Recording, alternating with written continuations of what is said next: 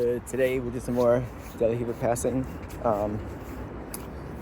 So we did the fundamentals again, folding the legs over and going to side smash, and then going the other way so they keep their outside leg strong and you're not able to step over it. What do you do? So last class, Tim showed us that in that case, you could keep going away from that leg and sort of kneel over your opponent's opposite leg and break his grip that way and knee cut through. Today, we came back around, so we looped our left arm under the leg and either went into a sack pass if that leg was weak, or if that leg was strong, you grab the belt and you grab the collar with the other hand and force the bottom guy into like a split. It's actually like one of the most painful positions I've been in. You're literally in a split, and with someone applying pressure down on you. It feels like your legs are getting torn off. And then you pummel and come around. And it's interesting, he said that he didn't teach the knee cut way because in training, everyone kind of just defaulted to the knee cut. So the knee cut is when you are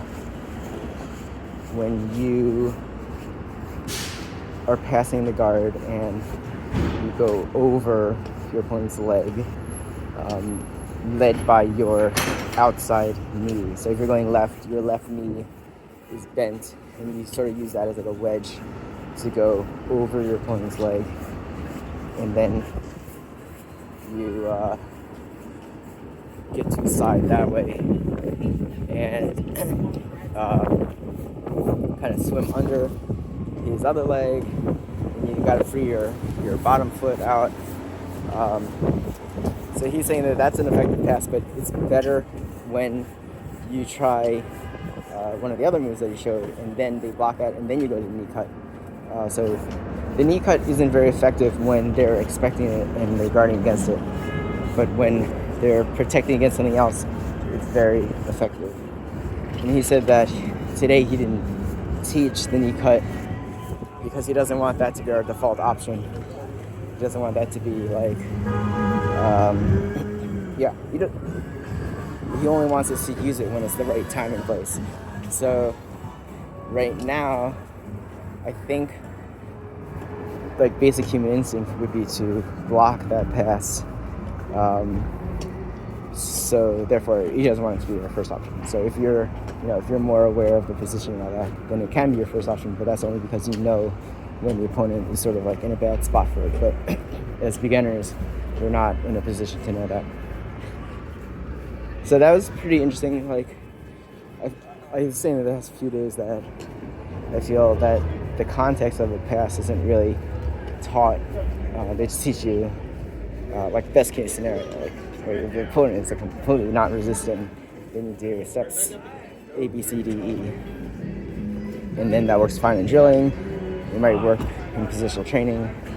It might even work in live rolling if you're bigger and stronger than your opponent. But if your opponent's like ready for it, it's very hard to do. So I'm glad that Tim is teaching today about the sort of the more context behind a move. Yeah.